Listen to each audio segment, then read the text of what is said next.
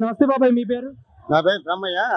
బ్రహ్మయ్య ఏం చేస్తుంటారు బాబాయ్? మేము ముఠా పని చేస్తాం. ఏ ఏరియా మీది? ఇదే రాణిగారి తోట. రాణిగారి తోట. ఏంటి మరి మీ ప్రాంతంలో మీ నియోజకవర్గానికి సంబంధించి గద్దె రామ్మోహన్ రావు గారు కూటమి అభ్యర్థిగా నిలబడ్డారు, వైసీపీ నుంచి దేవినేని అవినాష్ గారు నిలబడ్డారు. ఎవరు గెలిచే అవకాశం ఉంది? మాకేం అప్పుడు అభినీతి మన చేసింది లేదు. మా నాన్న చేసిన కాడి నుంచి కూడా మాకేం కద్దెమూరం అంత డిఈడి కొన్నప్పుడు కూడా కద్దెమూరం గెలిపించుకోండు. రేపు పొద్దున కూడా 10 కోట్లు పెట్టినా గానీ దానికి ఉండ కాదు కావటానికి. గద్దె రామ్మోహన్ గెలుస్తారంట కంపల్సరీ. ఎందుకు బాబాయ్? లేబర్ ఓట్లు గానీ ఏదన్నా గానీ ఇప్పుడు అందరికి ఎమ్మెల్యే గెలిస్తే ఆ ఎమ్మెల్యే లెక్కలో ఒక సెక్యూరిటీ కావాలా, ఒక కారు కావాలా. ఆయనకు అవసరంలా. ఎవరు చనిపోయినా, ఎవరు ఏ గుడికి పనులు చేసుకున్నా, ఊరు పనులు చేసుకున్నా ఆయన డైరెక్ట్ గా మనతోటి వచ్చేసి సెంటర్కి వచ్చేసి ప్రతి ఒక్క సబ్జెక్ట్ చేసి ఆయన శక్తి వరకు ఆయన ఇచ్చిపోతాడు. ఆ అభిమానం ఉంది. అది నేను చెబుతున్నా. నా చేతిగా నేను చెబుతున్నా.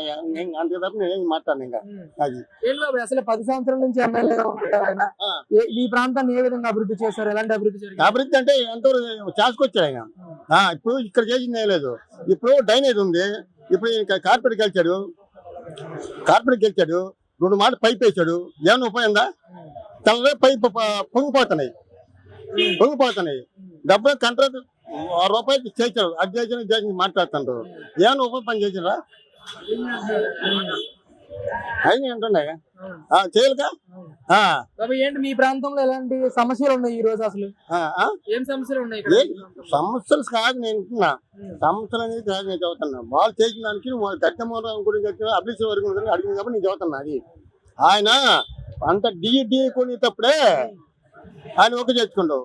ఇవాళ ఈయన 10 కోట్లు పెట్టినా కానీ ఆయన వ్యాల్యూ రావాలంటే రాదు. ఎందుకంటే వాళ్ళ నాన్న వ్యాల్యూ ఎప్పుడంటే కాంప్లెక్స్ లో 1 టౌన్ ముఠాలు ఉంటే మొన్న గెలిచేవాడు. 1 టౌన్ చిట్టి ముఠలో కృష్ణలంక నుంచి నెహ్రూ నగర్ వరకు అంత కార్మికులు. వాళ్ళ నాన్న ఏం చేసిండు అవన్నీ చెప్పకూడదు, నేను చేయకూడదు. అది ఓవరాల్ గా ఎలా అనిపించింది జగన్ గారి పరిపాలన? ఎవరికి మాకేం చేసింది ఏం లేదు. ఎవరికి ఏం లేదు. అది బాబాయ్ నమస్తే. బాబాయ్ మీ పేరు? నా పేరు గురవయ్య. ఏం చేస్తుంటారు బాబాయ్? Auto driver. ఏ ఏరియా బాబాయ్ మీది? ఇక్కడ కృష్ణలంక రాణిగారి తోట.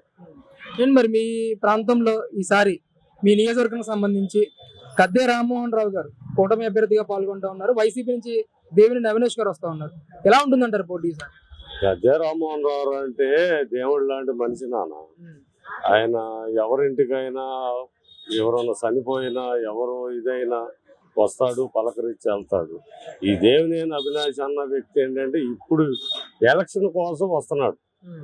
దేవినేని అవినాష్ అన్న అతను జనం కోసం తిరిగిన మనిషి కాదు. ఎలక్షన్ మూడు కాబట్టి రేపు ఓట్లు కావాలి కాబట్టి అందుకోసం అతను ఇప్పుడు వస్తున్నాడు. అయితే 15 సంవత్సరాలు గద్దె గారు 15 సంవత్సరాల నుంచి నియోజకవర్గంలో పోటీ చేసి గెలుస్తున్నాడు. 15 సంవత్సరాల నుంచి కూడా ఎంతలో పేదవాడెళ్ళి నా పరిస్థితి ఇదయ్యా అని చెప్తే ఆయన చేసిన సహాయం ఎంతో వేల సంఖ్యలోనే ఉంది. రాణిగారి తోట వేల సంఖ్యలో, వందల సంఖ్య కాదు. ఆయన నియోజకవర్గం కూడా కాదు, ఇక్కడ మా రాణిగారి తోట తారక రామనగరు వేల సంఖ్యలోనే ఉంటుంది ఆయన చేసిన సాయం. నువ్వే రోడ్డు కానీ వెళ్ళి చూడండి, ఆయన టిఫిన్ బండి ఏంటి, ఆయన ఒక సహాయం లేకుండా ఏ రోడ్డు కూడా ఖాళీగా ఉండదు ఏంటి. కనుక ఏంటంటే గద్దె గారికి దేవినేని అవినాష్కి పోటీ పెట్టడం కరెక్ట్ కాదు. నక్కెక్కడ నాగలోకం ఎక్కడ? గద్దె రామ్మోహన్ రావు అంటే నాగలోకం లాంటివాడు, ఈ దేవినేని అవినాష్ అన్నవాడు నక్క లాంటివాడు. వాళ్ళిద్దరికి పోటీ పెడతానికి కరెక్ట్ కాదు ఏంటి. మరి దేవినేని అవినాష్ గారు కూడా అంటా ఉన్నారు 10 సంవత్సరాల నుంచి అధికారంలో ఉన్న ఆయన ఈ రాణిగారి తోట కానీ, కృష్ణలంక కానీ, ఈ నియోజకవర్గాలు కానీ ఎలాంటి అభివృద్ధికి నోచుకోలేదని చెప్పేసి ఆరోపణలు చేస్తా ఉన్నారు. గతంలో ఈ రాణిగారి తోట ఏరియాలో cement road, under ground pipe line ఎవరి ద్వారా వచ్చింది? ఆయన లైన్ కాదా? ఏది అభివృద్ధి చెందింది ఎక్కడ ఏంటి? వాళ్ళ నాన్న హయాంలో కూడా ఏం చెందింది ఇక్కడ అభివృద్ధి? ఏమీ లేదు. అది ఒకటి రిటైనర్ వాళ్ళని కట్టారు. ఆనాడు గద్దె రామ్మోహన్ రావు పోరాడి దగ్గర 3 కిలోమీటర్ల పాటు ఆ రోజున టెండర్లు పిలిచి టెండర్లు వేసి పాటిచ్చేసి 250 కోట్లు బ్యాంక్ డిపాజిట్ చేసి ఎలక్షన్ లో వచ్చి ఓడిపోయారు. ఆయన అధికారంలో ఉండంగా 2.5 కిలోమీటర్లు రిటర్న్ వాళ్ళు కట్టుకొచ్చి ఎలక్షన్ కోడ్ వచ్చేప్పటికి అక్కడికి ఆగిపోయింది. అక్కడి నుంచి డబ్బులు ఇచ్చి కాంట్రాక్ట్ వచ్చి అన్ని చేసినోడు పూర్తి చేశాడు. వీళ్ళు ఇక్కడ పగలు తీసింది ఏమి లేదు. మరి మొత్తం మేమే కట్టామంటా ఉన్నారు. జనానికి తెలుసు అది. ఇప్పుడు జనానికి తెలుసు వీళ్ళు ఏం పగలు తీశారు, ఎంత పగలు తీశారు అనేది. ఇప్పుడు ఒకటి చెబుతాను నాన్న, మన అమ్మ ఉంది, ఒకసారి అన్నం పెట్టి వెళ్ళింది, ఇక అమ్మలేదు కదా అని మనం ఇది కావాలి, ఈలో మన అక్క వస్తుంది, ఆ మిగిలిన అన్నం ఆ అక్క పెట్టి వెళ్తుంది. అమ్మ పెట్టి వెళ్ళింది కదా, పెట్టలేదు కదా, అమ్మే ఇక లేదనుకుంటేట. ఇప్పుడు అమ్మ పెట్టి బయటికి వెళ్ళింది, నాకు అక్క వచ్చి పెట్టిందిలే అన్నం అని చెప్పేసి నేనే పెట్టాను ఆ తమ్ముడికి, మా అమ్మ పెట్టనంటే అని ప్రచారం చేసుకుంటాం రాంగు.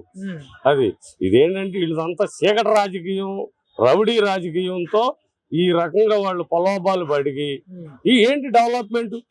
ఆనాడు ఉన్న గద్దె గారి హయాంలోనే ఈ అండర్ గ్రౌండ్ డ్రైనేజ్ వచ్చింది, ఏంటి సిమెంట్ రోడ్లు వచ్చినాయి, తారు రోడ్లు వచ్చినాయి, సైడ్ కాలువలు, డ్రైనేజీ, ఇది సైడ్ డ్రైనేజీ వాళ్ళు పెద్ద సంస్థ అది. ఆనాడు చంద్రబాబు గారు ఉండంగా ఆ రోజు కట్టించిన ఇవన్నీ ఆయన ఎప్పుడైతే ఓడిపోయాడో మొత్తం పీకేసుకొని వెళ్ళిపోయారు వాళ్ళు. ఏంటి ఇంకా డెవలప్ చేసింది వీళ్ళు? ఏం చేశారు? ఏడుస్తున్నారు ముఠా వాళ్ళు కానీ, ఆటో వాళ్ళు కానీ, ప్రతి ఒక్కడు పన్నులు లేక, కిరాయిలు లేక. నువ్వు ఆటోలు అంటున్నావు, ఆటోలకు 10,000 ఇస్తున్నావు. ఇదివరకు కేసు రాస్తే 135 రూపాయలు, ఇప్పుడు 1035 కేసు, 1035.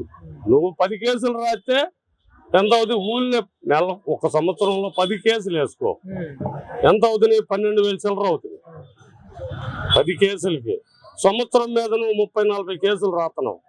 30-40 కేసుల్లో నువ్వు ఇచ్చిన 10,000 మాయే 25,000 దొబ్బేస్తున్నావు. మా నుంచే 25,000 దొబ్బేస్తున్నావు, మాకు 10,000 వేసి. నన్ను అడిగితే అసలుకి గద్దె గారికి మన దేవినేని అవినాష్కి పోటీయే కాదు. నన్ను అడిగితే మాత్రం 40,000-50,000 ఓట్ల మెజార్టీతో రికార్డు పడతాడు పక్కా. అది స్టేట్ లో ఎలా ఉంటుంది పోటీ? కూటమి స్టేట్ లో కూడా జనం చాలా తెలుసుకున్నారు నాన్న. ప్రతి ఒక్క చోట తెలుసుకొని కూటమి మీద 150 నుంచి 155 వరకు వస్తాయి. దాంట్లో డౌటే లేదు. కూటమి మీద పక్కా ఇది ఒక చరిత్ర అవుద్ది అనమాట. మీరు చూడండి, మీరు రేపు రోజు నాకు నా నెంబర్ తీసుకో, ఫోన్ చేసి బాబాయ్ పలానా రోజు చెప్పావు, అలాగే జరిగిందని ఫోన్ చేస్తాం.